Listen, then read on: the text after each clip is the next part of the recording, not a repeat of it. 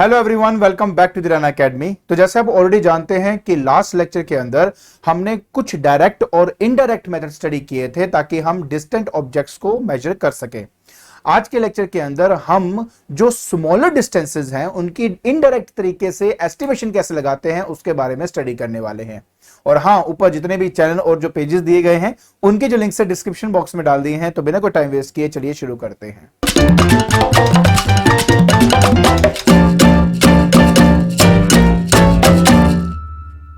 देखिए बेटा, last lecture के अंदर हमने कुछ डायरेक्ट और इनडायरेक्ट मेथड पढ़े थे ना, जिसके अंदर हम जो डिस्टेंट ऑब्जेक्ट्स थे उनके डिस्टेंस को मेजर करते थे। आज के लेक्चर के अंदर हम कुछ इनडायरेक्ट मेथड को स्टडी करने वाले हैं। किसी भी पर्टिकुलर, सपोज कर लो, अगर मान लो मुझे एटम का साइज ही पता करना है तो अब डायरेक्टली मेजर तो कर नहीं सकता उसको मैं, तो कुछ इनडायरेक्ट मेथड्स ही होते हैं जिनके बेसिस पे आप वो मेजर कर सकते हो। तो आज हम वही स्टडी करने वाले हैं। तो सबसे पहला मेथड है बेटा आपका अवोगाड्रोस मेथड। बहुत ही सिंपल मेथड है, जल्दी जल्दी खत्म करूंगा तो टाइम नहीं लगाने वाला मैं इसमें। देखिए, सबसे पहले अगर आपने अवोगाड्रो मेथड को समझना है तो पहले ये समझिए कि इसकी हेल्प से आप कितने ऑर्डर तक का मेजरमेंट कर सकते हो। तो आंसर है 10 to the power -10 मीटर तक का मेजरमेंट कर सकते हो, जो एक्चुअली किसी एटम का साइज होता है। आपको एक बात बता दूं, एटम का जो न्यूक्लियस होता है ना, उसका ऑर्डर होता है 10⁻15 मीटर, और उसको मेजर करने के लिए रदरफोर्ड मेथड का इस्तेमाल किया जाता है। हम उसको ज्यादा स्टडी नहीं करेंगे, सिंपल सी बात है। हम दो चीजें स्टडी करने वाले हैं, पहला ये, दूसरा क्या वो मैं आगे जाके बताऊंगा। पहले देखिए, हम बात करने लगे हैं अवोगाड्रोस मेथड की। अगर आपने इस मेथड को समझना है तो पहले तो आपको इस चीज को अच्छे से समझना पड़ेगा, ये है क्या। देखिए, मान लीजिए ये मेरा एक सब्सटेंस है। इस सब्सटेंस के अंदर मेरे पास क्या है, एटम्स या मॉलिक्यूल्स हैं। हाँ जी, दिख रहे हैं मेरे को। लेकिन देखो, इनको बहुत टाइटली पैक करने के बावजूद भी आप यहां पे ये जो बी लिखा हुआ है, क्या देख सकते हो बेटा, ये वेकेंट स्पेसेस है। वो स्पेसेस जो एटम या मॉलिक्यूल जिससे ये सब्सटेंस बना है वो ऑक्युपाई नहीं कर पाया। तो इसका मतलब ये हुआ कि अगर मैं किसी सब्सटेंस का वॉल्यूम निकालता हूं, मान लेते हैं वो वी है मेरा, जो एटम्स और मॉलिक्यूल से ये एक्चुअली में बना है उसका वॉल्यूम इस पूरे सब्सटेंस के वॉल्यूम से हमेशा कम होता है। क्यों? क्योंकि कुछ स्पेस तो यहां पे वेकेंट है। और ये चीज जो ऑब्जर्व करी थी वो करी थी अवोगाड्रो ने, और उन्होंने अपनी एक हाइपोथेसिस दी थी जिसके बेसिस पे हम आज जिसको मतलब एक मेथड है जिसको हम अवोगाड्रो मेथड कहते हैं, उसके इस्तेमाल से एक एटम के रेडियस को आसानी से कैलकुलेट कर सकते हैं। तो क्या हाइपोथेसिस थी? देखिए, ये थी वो हाइपोथेसिस। उन्होंने कहा एक काम करो, एक सब्सटेंस लो जिसके एटम का मतलब आप साइज पता करना चाहते हो, वो सब्सटेंस ले लो, उसका 1 ग्राम ले लीजिए पहले तो आप, ठीक है। उस 1 ग्राम का क्या वॉल्यूम है वो कैलकुलेट कर लो आप।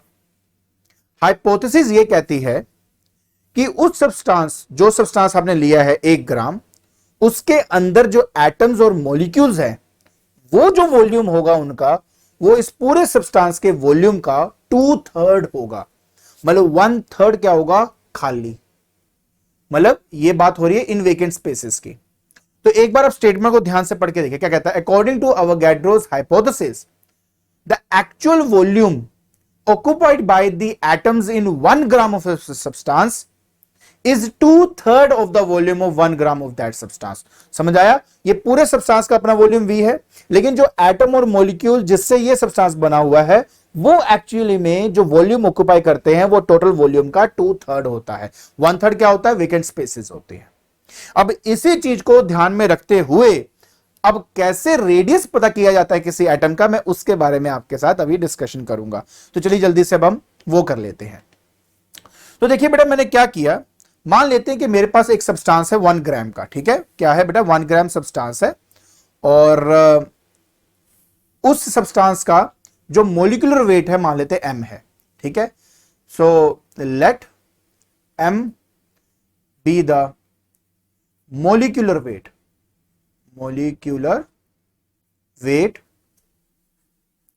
of the substance, ठीक है। तो अगर m इसका molecular weight है, तो अगर मैं m ग्राम वो सब्सटेंस ले लूं, उस सब्सटेंस का अगर मैं m ग्राम ले लूं तो उसमें कितने नंबर ऑफ एटम्स होंगे। मोल कंसेप्ट अगर आपको याद है तो पढ़ा होगा कि m gram of a substance actually में अवोगाड्रोस नंबर के बराबर होता है। तो किसके बराबर होता है बेटा आपका? अवोगाड्रोस नंबर के Na। तो 1 ग्राम ऑफ सब्सटेंस में कितने होंगे आपके एटम्स? उसमें होंगे Na/m एटम्स होंगे। बेटा समझ में आया कि नहीं आया? तो मैंने ये देख लिया कि अगर मैं 1 ग्राम सब्सटेंस लेता हूं तो उसमें कितने नंबर ऑफ एटम्स होते हैं? उसमें Na/m क्या होते हैं? एटम्स। m क्या है बेटा? मॉलिक्यूलर वेट है उस पर्टिकुलर सब्सटेंस का। अब क्या करना है? अब देखिए, if r be the radius of the atom, be the radius of the atom, then volume of one atom, आपको ना स्फेरिकल शेप में हम लेते हैं इसको, कितना हो जाएगा बेटा? 4/3 पाई आर का क्यूब। तो total volume occupy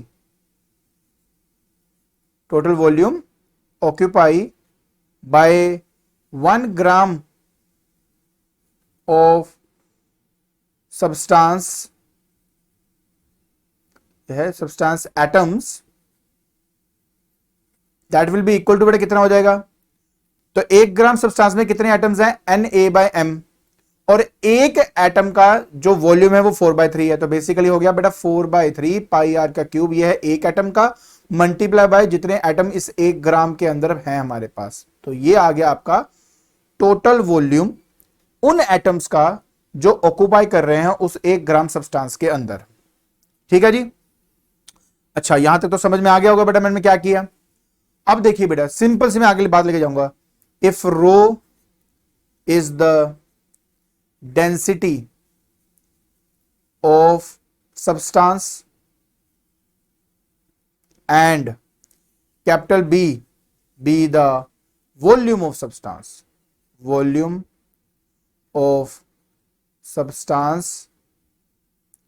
so for 1 gram of substance density क्या हो जाएगी बेटा? मास अपॉन वॉल्यूम होते, मास तो 1 ग्राम में लिया हुआ है, तो 1/v डाल दूंगा बेटा यहां पे मैं यहां पे।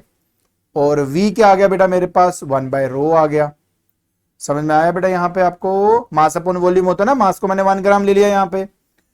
अब देखिए, हमने हाइपोथेसिस तो पढ़ ही लिया है, उसका यूज करने वाले हैं। तो देखिए बेटा, अकॉर्डिंग टू हाइपोथेसिस क्या था? जो भी मेरे एटम ने वॉल्यूम ऑक्यूपाई किया हुआ है, जो कि यहां पे है 2/3 पाई आर क्यूब इंटू Na/m, ये क्या है? ये मेरे उन एटम्स का वॉल्यूम है जो उस सब्सटेंस के अंदर है। ठीक है? which is equal to 2/3 of the total volume of the substance, that is V। अब देखो यहां पे V जो है वो 1/ρ के बराबर है, तो 2/3 इंटू मैं यहां पे 1/ρ कर दूंगा। बहुत सिंपल सा बेटा, कोई इतना मुश्किल तो है ही नहीं यहां पे। अब नेक्स्ट स्टेप में क्या करना है? बस देखो यार, 3 से 3 तो आपका यहीं पे कैंसिल हो गया। इसके अलावा ये आपका 2 है, यहां पे 2 रह जाएगा। अब 2 पाई Na नीचे डिनोमिनेटर में चले जाएगा और m ऊपर जाएगा और उसका क्यूब रूट हो जाएगा। मतलब ये कि r will be equal to m ऊपर आ जाएगा बेटा आपका, नीचे आ जाएगा 2 पाई Na और रो भी है, और इन सब की पावर बेटा 1/3। तो बस इस फॉर्मूले से आप किसी एटम के रेडियस को आसानी से कैलकुलेट कर सकते हो। तो मैंने कहा ना, इतना मुश्किल नहीं है, आपको बस इस हाइपोथेसिस को याद रखना था। और हाइपोथेसिस क्या है, एक बार फिर ध्यान से देख लीजिए। कहता है कि एटम और मॉलिक्यूल्स जो वॉल्यूम ऑक्यूपाई करते हैं किसी सब्सटेंस के अंदर, वो टोटल वॉल्यूम का हमेशा 2/3 होता है। तो सबसे पहले मैंने क्या लिया, मान ली किसी सब्सटेंस का m जो है वो मॉलिक्यूलर वेट है, तो उसका अगर m ग्राम लेते हैं तो अवोगाड्रोस नंबर के बराबर आता है। 1 ग्राम के अंदर 1/m कर दिया। अगर r रेडियस है एटम का तो उसका वॉल्यूम होगा 4/3 पाई आर का क्यूब। टोटल वॉल्यूम 1 ग्राम के अंदर कितना हो जाएगा? अगर 1 ग्राम के अंदर n नंबर ऑफ एटम्स हैं और ये एक वो एटम का वॉल्यूम है, तो आप मल्टीप्लाई कर दोगे।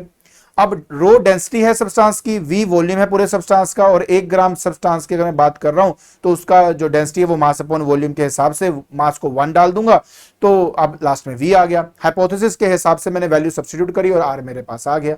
देखो कितने सिंपल तरीके से आप ये रेडियस को कैलकुलेट कर सकते हो। आई होप आपको ये बात अच्छी तरह समझ में आ गई होगी। ठीक है, इसके अलावा बेटा हमारे पास अब ये एक क्वेश्चन है, इस क्वेश्चन को भी हमें समझना है। ये बहुत ही मतलब देखो ये ज्यादातर ना मतलब कहते हैं ना, अगर आप अपनी एनसीईआरटी को देखेंगे तो ये इकलौता ही, अगर आप देखेंगे तो पार्ट है जो एक्सप्लेन किया गया है आपके एनसीईआरटी के अंदर। और इस ये है क्या, देखिए, describe a method for measuring the molecular size of the oleic acid. अब ओलिक एसिड बेसिकली है क्या, देखिए ओलिक एसिड एक्चुअली में एक सोपी लिक्विड होता है। अगर उसके मॉलिक्यूलर साइज को देखेंगे तो बहुत बड़ा उसका मॉलिक्यूलर साइज होता है, बहुत बड़ी चेन होती है बेटा उसके अंदर। एंड उसका जो साइज है उसका ऑर्डर 10 की पावर -9 मीटर तक का होता है। ठीक है, आपने एक्चुअली क्या करना है, इस ओलिक एसिड के जो मॉलिक्यूल है उसका साइज पता करना है। अब सबसे बड़ा बेसिक आइडिया क्या है इसके पीछे का, अब सबसे बड़ा जो मेन आइडिया है ना वो यही है कि किसी भी तरीके से पानी के ऊपर जो ओलिक एसिड के मॉलिक्यूल्स है ना, एक एक मॉलिक्यूल्स का परत मैं ऊपर चढ़ा दूं, लेयर जो है ना ओलिक एसिड को मैं पानी के ऊपर बिछाना चाहता हूं इस तरीके से कि जो वो लेयर हो ना, उस लेयर में सिर्फ एक एक मॉलिक्यूल्स हो, उससे ज्यादा ना ऊपर हो ना नीचे हो, सिर्फ एक एक मॉलिक्यूल्स हो। अब ऐसा कैसे किया जाता है, चलिए मैं आपको पहले वो समझा देता हूं। देखिए बहुत ही सिंपल मेथड है। इस मेथड के अंदर हम क्या करते हैं, पहली बात तो यहां पर अल्कोहल का इस्तेमाल किया जाता है। ठीक है, इसको डाइल्यूट करने के लिए, बेसिकली इससे कॉन्सेंट्रेशन को कम करने के लिए। कैसे करेंगे ध्यान से दिखाता हूं। सबसे पहले हम क्या करते हैं बेटा, एक लेते हैं मेजरिंग सिलेंडर। ठीक है, अब उस मेजरिंग सिलेंडर के अंदर सबसे पहले आप क्या करो, उसके अंदर आप अपना ओलिक एसिड डाल दीजिए और इसका वॉल्यूम आप लीजिए 1 क्यूबिक सेंटीमीटर। ठीक है, 1 क्यूबिक सेंटीमीटर आप क्या कर लो, इसके अंदर अपना क्या डाल दीजिए, ओलिक एसिड डाल दीजिए। ठीक है, इसके बाद ना बेटा इसके अंदर आप डालो अल्कोहल, और अल्कोहल डालकर इसका जो टोटल सॉल्यूशन है ना, उस टोटल सॉल्यूशन को आप बना लीजिए 20 क्यूबिक सेंटीमीटर। ठीक है, तो देखिए इस 20 क्यूबिक सेंटीमीटर के अंदर 1 क्यूबिक सेंटीमीटर आपका ओलिक एसिड है, तो इसकी जो कॉन्सेंट्रेशन है बेटा आपकी, वो हो जाएगी 1/20 ऑफ अ क्यूबिक सेंटीमीटर। किसकी कॉन्सेंट्रेशन की बात करो, ओलिक एसिड की।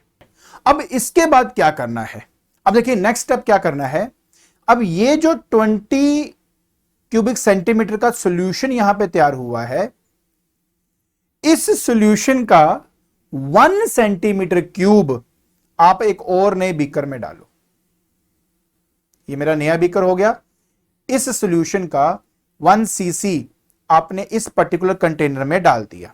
ठीक है, क्या डाल दिया, 1 सीसी। अब ये क्या है, ये सॉल्यूशन का 1 क्यूबिक सेंटीमीटर है। फिर कुछ नहीं, इसके अंदर फिर से अल्कोहल डालो, और अल्कोहल इस तरह से डालो कि अब मेरा पूरा सॉल्यूशन फिर से कितना हो जाए, 20 सीसी हो जाए। सीसी मतलब होता है क्यूबिक सेंटीमीटर। अब देखिए जब मैं इस सॉल्यूशन की बात कर रहा हूं तो उसमें ओलिक एसिड की कॉन्सेंट्रेशन कितनी हो गई थी, 1/20 सीसी। अब मैंने उसका सॉल्यूशन फिर से 20 सीसी बना दिया है, तो और उस 20 सीसी सॉल्यूशन के अंदर 1 सीसी मेरा ये प्रीवियस सॉल्यूशन है। तो अब ओलिक एसिड की कॉन्सेंट्रेशन क्या होगी, अब ओलिक एसिड की जो कॉन्सेंट्रेशन है वो क्या हो जाएगी बेटा, 1/20 तो पहले से ही था, अब इसका भी 1/20 लूंगा ना, क्योंकि 1 पार्ट है इस 20 में से, तो इसका भी अगर मैं 1/20 कर दूं तो टोटल बेटा हो जाएगा 1/400 ऑफ क्यूबिक सेंटीमीटर। तो बेटा ये है आपका ओलिक एसिड के कॉन्सेंट्रेशन को फाइंड करने का तरीका, और हमने उसको इतना ज्यादा डाइल्यूट कर दिया बेसिकली कि वो मेरे 1 सेंटीमीटर क्यूब का 1/400th पार्ट है जो इसमें प्रेजेंट है। आई होप ये वाला तरीका समझ में आ गया। एक बार फिर से बताया तो मैंने क्या किया, मैंने एक लिया सिलेंडर, उस सिलेंडर के अंदर मैंने 1 क्यूबिक सेंटीमीटर ओलिक एसिड पहले डाला, उसके अंदर मैंने अल्कोहल डाल दिया, तब तक डाला जब तक कि पूरा सोल्यूशन 20 सीसी का नहीं हो जाता। उस सोल्यूशन का 1 सीसी मैंने अलग बीकर में लिया, उसको फिर अल्कोहल से भर दिया, तब तक भरा जब तक पूरा सोल्यूशन 20 सीसी का नहीं हो जाता। अब ऑब्वियस है यहां पे ओलिक एसिड की कॉन्सेंट्रेशन 1/20 हो जाएगी, और ऑलरेडी 1/20 के अंदर मैंने 1/20 फिर कर दिया उसका, तो मेरे पास टोटल क्या हो गया 1/400, जहां पे जो क्यूबिक सेंटीमीटर इसकी कॉन्सेंट्रेशन हो जाती है। आई होप ये बात समझ में आ गया आपको। गुड। अब हमारा नेक्स्ट स्टेप स्टार्ट होता है। अब नेक्स्ट स्टेप में आपने क्या करना है, एक आपने कंटेनर लेना है, कंटेनर में पानी लेना है, और उस पानी के ऊपर आप डालेंगे लाइकोपोडियम पाउडर। अब जैसे आप लाइकोपोडियम पाउडर उसमें डालोगे तो आपको कुछ इस तरीके से वो दिखाई देता है। ठीक है, अब मेरी बात प्लीज ध्यान से समझना।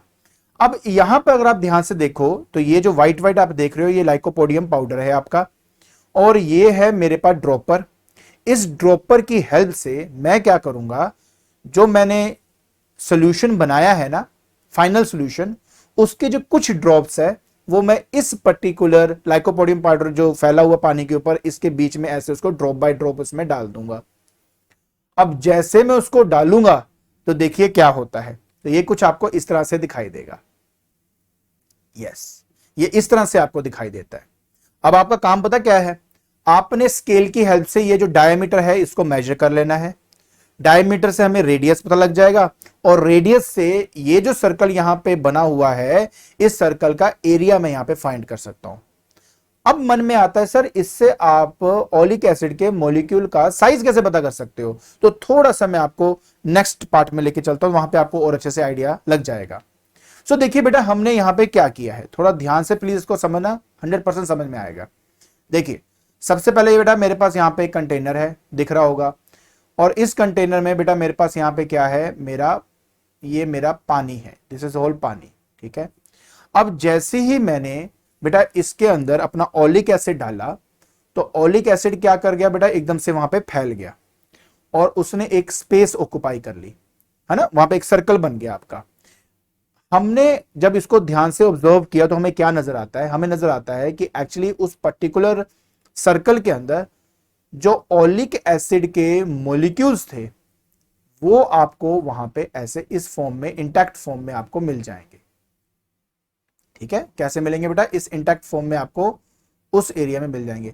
अगर आपके मन में आता है सर एक बात बताइए कि यहां पे तो हमने अल्कोहल भी डाला था, उसका क्या होगा, तो जो अल्कोहल है वो तो आपका एवेपोरेट होकर बाहर निकल गया, तो बचता क्या है, सिर्फ आपके ओलिक एसिड के मॉलिक्यूल्स। ठीक है, अब मैं उसको ना थोड़ा साइड व्यू से देखता हूं, मतलब अगर मैं इसको यहां से ऑब्जर्व करूं तो मुझे क्या नजर आता है, मुझे नजर आता है बेटा कि एक एक मॉलिक्यूल जो है ना आपस में इंटैक्ट होकर आपकी प्रॉपर एक पूरे एरिया में ऐसे फैले हुए हैं। ठीक है, अच्छा तो मैंने क्या किया, स्केल की हेल्प से ये डायमीटर तो कैलकुलेट कर लिया मैंने। ठीक है, लेकिन आप ध्यान से अगर देखो तो इस पर्टिकुलर लेयर की अपनी एक थिकनेस भी तो होगी यार, होगी कि नहीं, हाँ यार होगी तो सही। तो अगर मान लीजिए मुझे इसका सपोज कर लो रेडियस पता लग जाए, जो ऑब्वियस है वहां से पता लग जाएगा, तो अगर मैं इस पूरे मतलब पूरे मॉलिक्यूल का वॉल्यूम अगर कैलकुलेट करना चाहूं तो इसका जो वॉल्यूम होगा that will B area into the thickness of, जैसे देखो ना, अगर ध्यान से देखो तो बेटा क्या नजर आ रहा है आपको, ये थिकनेस नजर आ गया, और ये जो आपको पता ऊपर से क्या दिख रहा था, ऊपर से एक सर्कल दिख रहा था, राइट। तो इसका अगर रेडियस मुझे पता लग गया तो मैं इसका जो एरिया πr² करके वो कैलकुलेट कर सकता हूं, कोई बड़ी बात नहीं बेटा इसके अंदर। तो एरिया इंटू थिकनेस करके मैं इसका वॉल्यूम पता कर सकता हूं। तो थिकनेस यहां पे क्या है, जो थिकनेस है वो एक्चुअली में इसका इस मॉलिक्यूल का साइज है। तो एक्चुअली में मुझे क्या करना होता है, इस थिकनेस को कैलकुलेट करना होता है इस एक्सपेरिमेंट के अंदर। अब बात आती है सर ये वॉल्यूम क्या है, अब यहां पे क्या मैं सब्स्टिट्यूट करूं, तो अच्छा मैं आपको एक बहुत सिंपल सा एग्जांपल देता हूं। देखिए बेटा हमने ना एक्चुअली में क्या करना होता है कि जब हम मान लीजिए ब्यूरेट के अंदर अपने उस सॉल्यूशन को डालते हैं, और उस सॉल्यूशन को डालने के बाद जब ड्रॉप बाय ड्रॉप इसके अंदर, जैसे मैं अब याद है अभी मैंने वो ड्रॉपर लिया था, तो ड्रॉप बाय ड्रॉप उसको मैं डाल रहा था ना, तो बेटा जी अगर मान लीजिए मुझे पता है, सपोज प्लीज समझना इस बात को बेटा, अगर मुझे ये पता है कि मैंने इसके अंदर 1 ml अपना सॉल्यूशन लिया था, और जब उस 1 ml को मैंने ऐसे ड्रॉप किया ड्रॉप किया ड्रॉप किया, पूरा खत्म किया मैंने, मतलब पूरा का पूरा जब मैंने सरफेस पे डाला तो कुल मिला के 10 ड्रॉप्स इसमें से निकली। ठीक है, समझने की कोशिश करें। मेरे पास ड्रॉपर था, ड्रॉपर कितना था 1 ml का था, पूरा का पूरा 1 ml जो है वो मैंने इसके सरफेस पे डाल दिया और साथ में काउंट कर लिया कितने ड्रॉप्स उसमें से निकले थे। मैंने काउंट कर लिया इसमें 10 ड्रॉप्स निकले थे। तो मतलब अगर एक ड्रॉप का अगर मुझे वॉल्यूम देखना है तो वो क्या होगा बेटा, ऑब्वियस है 1/10 ऑफ ml हो जाएगा आपका। बस इस तरीके से हम एक्चुअली में जो वॉल्यूम होता है उसको एस्टिमेट कर लेते हैं। ठीक है, तो अब मैं आपको लेके चलता हूं आपके नेक्स्ट पार्ट की तरफ। मैं अब क्या बताना चाहता हूं, थोड़ा सा कैलकुलेशन देखेंगे ताकि आपको अच्छे से समझ में आ जाए कि मैं क्या करने वाला हूं। तो बेटा देखो, सिंपल सी बात है, let V be the volume of 1 drop. कैसे पता लग गया ना आपको, तरीका कैसे बताया मैंने आपको। ठीक है, 1 ड्रॉप का वॉल्यूम हमारा v है। ठीक है, एंड सपोज करते हैं उसमें हमने n ड्रॉप्स डाले थे। कितने n ड्रॉप्स जो हैं वो हमने उसमें डाले थे। तो वॉल्यूम ऑफ n ड्रॉप्स, ठीक है, ऑफ द सॉल्यूशन कितना हो जाएगा बेटा, ऑब्वियस है एक वॉल्यूम, अगर एक ड्रॉप का वॉल्यूम v है तो n का क्या हो जाएगा बेटा, ऑब्वियस है n इंटू वी हो जाएगा, सेंटीमीटर क्यूब आपका। ठीक है, तो v सेंटीमीटर क्यूब बेसिकली वो हमारा क्या है, क्या क्यूबिक सेंटीमीटर की टर्म्स में सब निकाल रहा हूं ना बेटा इस टर्म में मैंने ऐसे, वो तो एग्जांपल था आपका सिर्फ। ठीक है, तो n ड्रॉप्स का क्या हो जाएगा बेटा, n into V centimetre cube हो जाएगा। अब मैंने क्या बताया था आपको, इस सॉल्यूशन में ओलिक एसिड की कॉन्सेंट्रेशन क्या है, 1/400 ऑफ द सेंटीमीटर क्यूब है ना। तो इसका मतलब है इतने वॉल्यूम में अमाउंट ऑफ ओलिक एसिड कितना प्रेजेंट है, एसिड जो है कितना प्रेजेंट है। तो ऑब्वियस है ना बेटा, आपका इस टोटल का 400 जो पार्ट है वो आपका ओलिक एसिड होगा। यहां तक तो अभी ये समझ में आ गया होगा। तो हमने क्या किया, मैं फिर से एक बार बता देता हूं। मेरे पास जो बीकर था, मैंने ब्यूरेट से ना देखा कि इसके अंदर कितने ड्रॉप्स आपके अंदर गिरे, हर एक ड्रॉप का वॉल्यूम मैंने कैलकुलेट कर लिया। तो जितने ड्रॉप आप गिरे उतना मल्टीप्लाई करोगे तो टोटल वॉल्यूम हो जाएगा उस सॉल्यूशन का जो मैंने वाटर पे डाला है। हर जो सॉल्यूशन है उस सॉल्यूशन में मेरा ओलिक एसिड 1/400 सेंटीमीटर क्यूब है। तो इसका मतलब है जितना अमाउंट ऑफ सॉल्यूशन मैंने डाला है उस पानी के ऊपर, उसका वॉल्यूम कितना हो जाएगा, उसमें ओलिक एसिड का वॉल्यूम कितना हो जाएगा, 1/400 ऑफ टोटल वॉल्यूम। राइट, अब मैंने आपको भी क्या बताया था कि यार वो जो आपके मॉलिक्यूल्स का इस तरह से चेन बनता है उसका रेडियस मैंने कैलकुलेट कर लिया, मतलब उसका एरिया मुझे पता है, अगर उसकी थिकनेस मुझे पता है तो देखो बेटा जो आपका वॉल्यूम है ऑफ ओलिक एसिड मेजरमेंट के हिसाब से एरिया इंटू टी हो जाएगा बेटा, जो कि थिकनेस के बराबर है बेटा आपके पास यहां पे। तो बस जी, ये एरिया इंटू टी एक्चुअली इस एरिया के बराबर होगा, दैट इज एरिया नहीं वॉल्यूम के बराबर होगा NV/400 सेंटीमीटर क्यूब। तो अगर मुझे थिकनेस पता करनी है तो NV/400 इंटू एरिया करके मैं इसका जो थिकनेस है सेंटीमीटर में वो कैलकुलेट कर सकता हूं। अब आप बोलेंगे क्यों, क्योंकि एरिया जो होता है वो सेंटीमीटर स्क्वायर में होता है ना, तो इसका काट जाएगा तो लास्ट में आपका सेंटीमीटर के टर्म्स में आपको मिलेगा। सो इस तरीके से आप ओलिक एसिड की थिकनेस मतलब उसका जो साइज है, देखो ना जो थिकनेस है वो एक्चुअली में क्या है, एक एटम का साइज है। इसलिए तो कहा गया था कि मेन आइडिया क्या है, हम एक ऐसी परत को क्रिएट करें जहां पे सिर्फ एक ही मॉलिक्यूल हो, ना इसके ऊपर ना इसके नीचे। तो उसके लिए उसके कॉन्सेंट्रेशन को कम करना बहुत ज्यादा इंपॉर्टेंट था, इसलिए हमने पहले वाले स्टेज में क्या किया, 1/1 की फॉर्म में करके उसको किया हमने। तो एक बार फिर से देख लीजिए। सबसे पहले मैंने यहां पे क्या किया, मैंने जो ओलिक एसिड थी उसकी कॉन्सेंट्रेशन को गिराया, वो इसलिए ताकि मैं अपने पानी के ऊपर सिर्फ एक ही मॉलिक्यूल्स की परत रखूं। तो पहले मैंने क्या किया, एक बीकर लिया है ना, एक मतलब कंटेनर सा लिया, सिलेंड्रिकल वेसल लिया, उसके अंदर मैंने 1 क्यूबिक सेंटीमीटर ओलिक एसिड डाला, उसमें मैंने 20 सीसी डाल दिया अपना अल्कोहल, और तब तक मतलब नहीं 20 नहीं 19 डाला ताकि टोटल 20 हो जाए। उसका जो एक मतलब वो जो सोल्यूशन क्रिएट हुआ उसमें से एक सीसी उठाकर मैंने इस वाले पर्टिकुलर कंटेनर में डाल के फिर अल्कोहल डाला ताकि टोटल सोल्यूशन फिर से 20 हो सके। कॉन्सेंट्रेशन की बात करें तो इसका 1/20 तो ऑफ क्यूबिक सेंटीमीटर हो गया, और इसके अंदर फिर से उसका 1/20 होने की वजह से 1/400 क्यूबिक सेंटीमीटर इसका कॉन्सेंट्रेशन हो जाएगा। फिर हमने क्या किया, एक बीकर लिया, बीकर के अंदर हमने लाइकोपोडियम पाउडर डाला।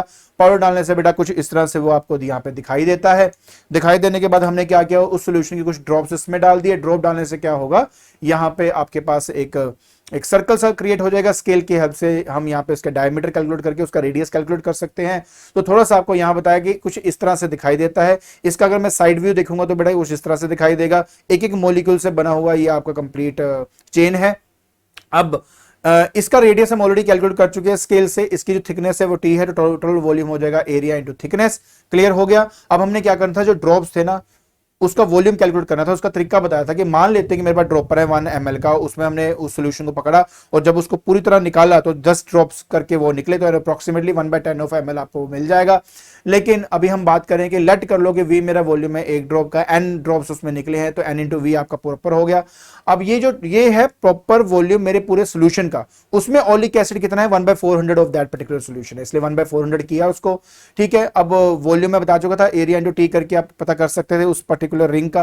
ठीक है। वहां पे इसको इक्वेट किया, वहां से टी मैंने फाइंड कर लिया और फाइनली मेरा आंसर आ गया। तो इस तरीके से आप अपने ओलिक एसिड के मॉलिक्यूल का जो साइज है वो पता कर सकते हो।